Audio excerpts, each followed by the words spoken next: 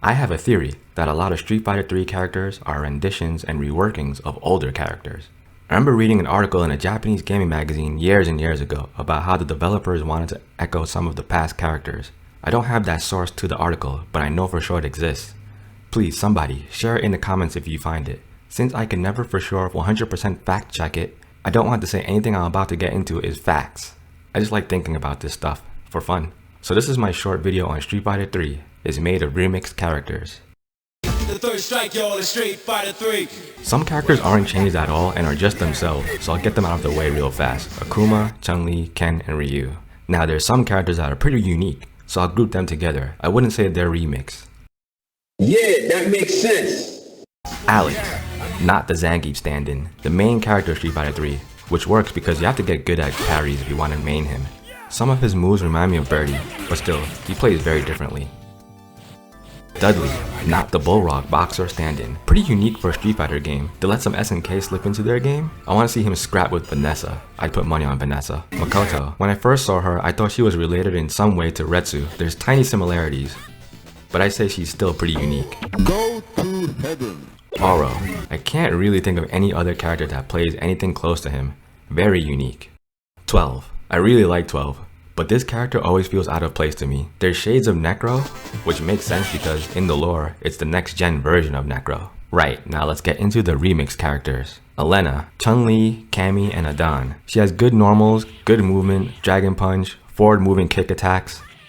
They should have given her a hooligan combo, but I don't think Capoeira has any grappling moves. I really like Elena. She was the first Street Fighter 3 character I main, and then I went to Chun-Li in Third Strike, and then I switched to Ibuki, only picking Chun-Li if I really wanted to win. Or if I was in a mood. And then eventually I went back to Chun-Li. But now that I'm a filthy clean casual, I mostly go between Chun-Li, Elena, and Shawn. Sometimes Ibuki. But our local has really good Ibuki mains, so I don't feel the need to pick her. Hugo, the Zangief stand-in. I don't think I have to say much here. Like, this one's pretty obvious, right? Ibuki, Geki, and Vega, Claw. Ninjas! Throws stars, highly mobile, pretty annoying. Forward moving ground attack. They should have given Ibuki that air command grab mix up. She does have a regular air grab though. Necro, Blanca, Dalsum, Electric, Blanca Ball, stretchy limbs, floaty movement. By the way, Necro and Effie are some of my most favorite Street Fighter characters. They're so cool. I'd watch an anime of them going on a road trip or globe-trotting adventure, getting into all sorts of hijinks. Also, I've always wanted Effie's dress. It's like Bertha's dress. It's so cool. Bertha is so cool. Mario slipped up on that so hard. Bertha deserves better anyway. Oh, you don't know who Bertha is? Too bad. Q. Bullrock boxer stand-in. Charge punchy attacks. That's all. Remy. I mean... come on.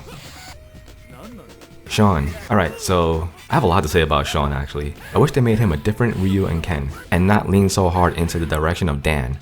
I like that Mark of the Wolves went with a brand new cast, but did a similar thing having the new characters echo the older ones. Street Fighter could have had Shawn be the new Ryu and Ken's son, Mel, be the new Ken. So wait, let me go into a mini Shawn rant. Capcom fumbled a great chance at a main character. Shawn originally started as the next Shoto, if you didn't know. Shawn was actually top tier in the first two versions of Street Fighter 3. He was very focused and determined. His will to get better was very infectious, very earnest and positive. He was very level-headed and had some of that himbo charm, just like Ryu. But he also had that swag like Ken, the best of both worlds. He admires Ken, learned from Ken, and was told to seek out Ryu. Which he actually does. Do you know how hard it is to go and find Ryu? Then he actually studies with Ryu. How sick is that? Plus when he was first introduced, his original stage was in New York. I'm pretty sure it was supposed to be based on Harlem and a smashed up version of Manhattan. I wish they stuck with this background. They really dropped the ball on having a really cool, positive, genuine, and potentially important black character.